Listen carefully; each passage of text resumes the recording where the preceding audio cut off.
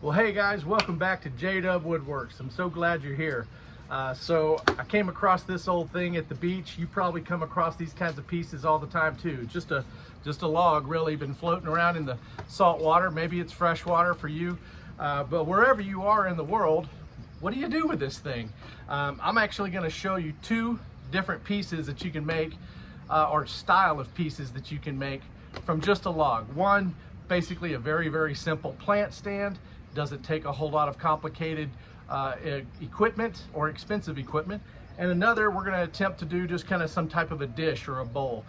Both of these are fantastic usable pieces.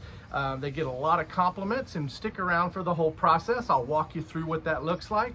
If you are a seasoned veteran and don't want to watch the whole process, well, that's fine. Just skip to the end and see what we do.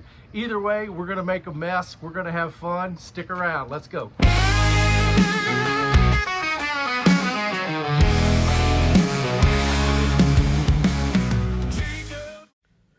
So I start by using the chainsaw just to clean up the edges and the ends. I've got some broken pieces. Whether you use a chainsaw or a handsaw, that's the first step you're going to want to do to get your workable piece ready to go. But I'm going to start with the 60 grit and hit it all the way around. 60 grit is a pretty coarse sandpaper, and so that should take a lot of this crud off of there.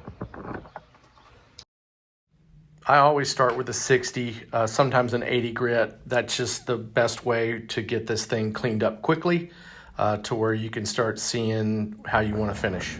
All right, so this is just with the 60 grit, and I probably hit that for a good 45 minutes, and you can still see that it's really rough, and that's okay. Leave some of these wormholes.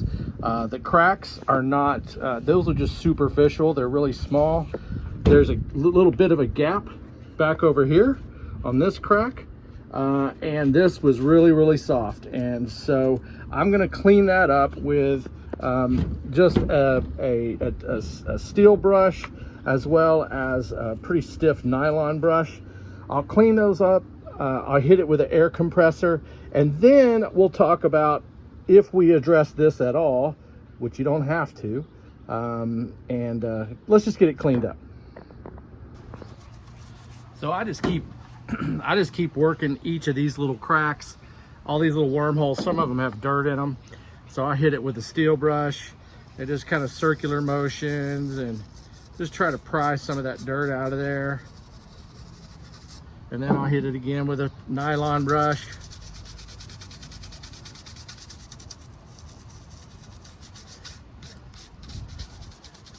And then I'll hit it with an air compressor. And so you just keep doing that over and over until you get it to a point where you're happy with it.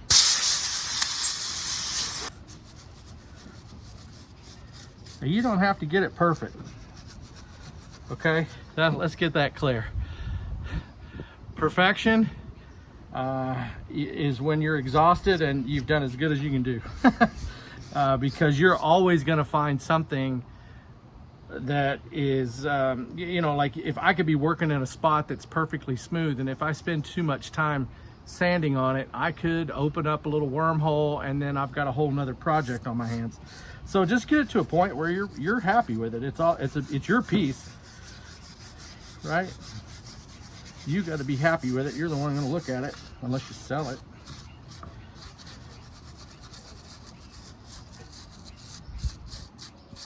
There we go. See, I'm good with that. I'm good with that. I may fill this in, I may not. I don't know. I'm trying to keep this as simple as possible. All right, so now okay, so now that we've hit it with the 60, we've cleaned it up with the two brushes, air compressor, repeat. I've got this to a point now where I really want to focus on getting it smoother. So you're just going to work your way up to 120, a 180, 220, 320, you get the idea. Stop when you want to stop.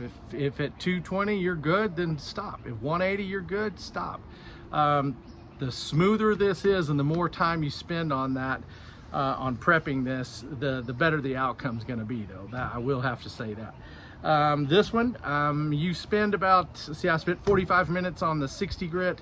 each of the rest of the times, I want to make sure that I'm going about 7 or 8 passes all the way across when I'm every time I change the sandpaper. So when I go to 120, I'm going to hit this about 7 to 8 times. I may focus on a couple of little rough spots, and then I'm going to turn it and move on, and I'll do that same thing as we go. So I'm not going to bore you with all that, because there's nothing more boring than watching me sand, but I'll catch you on the other side.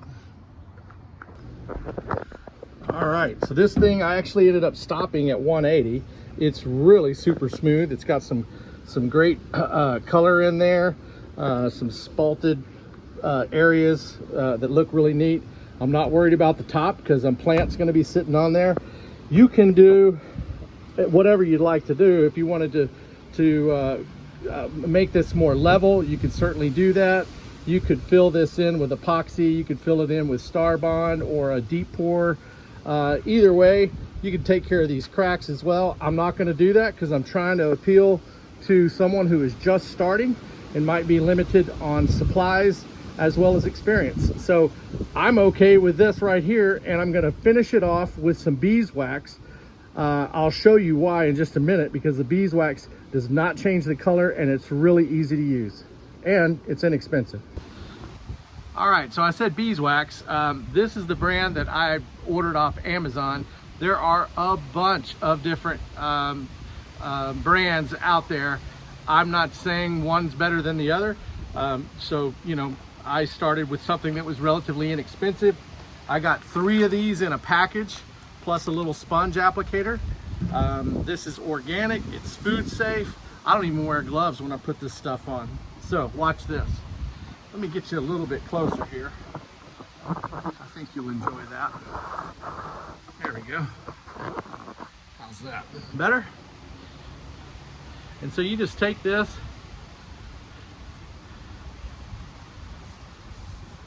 and wipe it on. Isn't that cool? And it really brings out the color. It does not change or stain the wood the way a lot of finishes do. Heck, even if I used a tung oil on this, which is it's also natural, it would slightly stain the wood just a little bit, because this wood is super blonde and very soft. I find that beeswax works really well on that. So does polyacrylic, which is a water-based lacquer finish. But this thing is just gorgeous, man, and easy to do. So I hope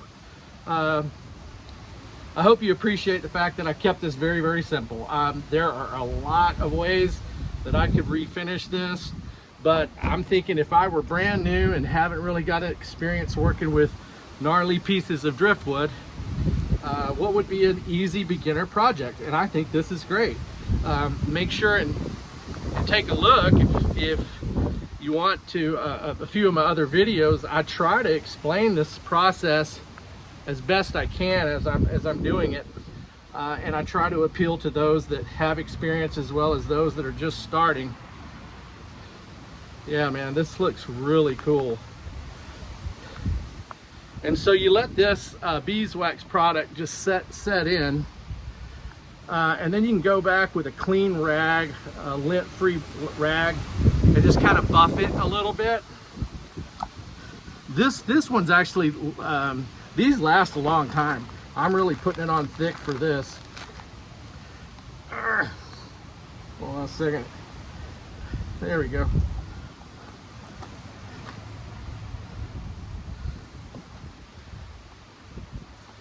There we go.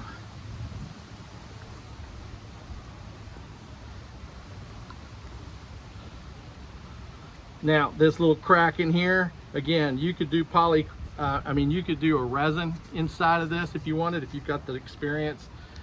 They've got some quick set resins that work nice. There we go. But I chose not to. I mean, depending on how you want to use this piece, you can put a candle on it, you can put a plant on it.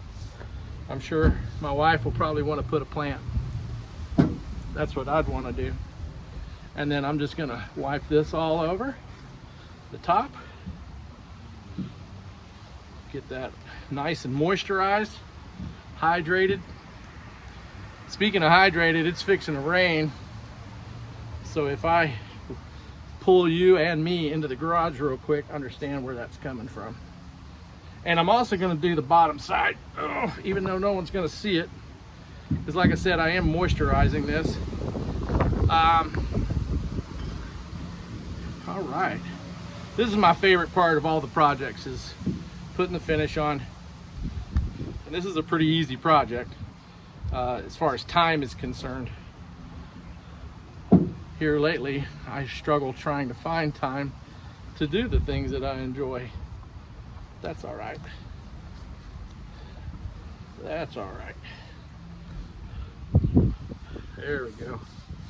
Okay, now, there we go.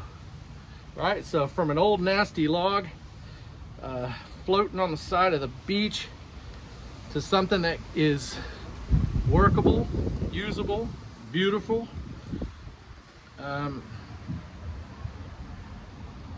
functional. That's what it's all about right there. So make sure and send me pictures of your projects that you're working on. If you're brand new to woodworking or driftwood or working with stumps or whatever it is, just let me know. My email's in the description. And you know, look through other videos that I have for instructional type videos. Some of them are just kind of quick entertainment, but most of them I try to at least explain the process, to where if you're new to this, you're starting your journey, then hopefully it'll help you. So give me a thumbs up, like, comment, share. The other piece that we talked about making, I'll make in a separate video, because I'm running out of daylight and I'm running out of dry air. So anyway, y'all take care, guys. Cheers.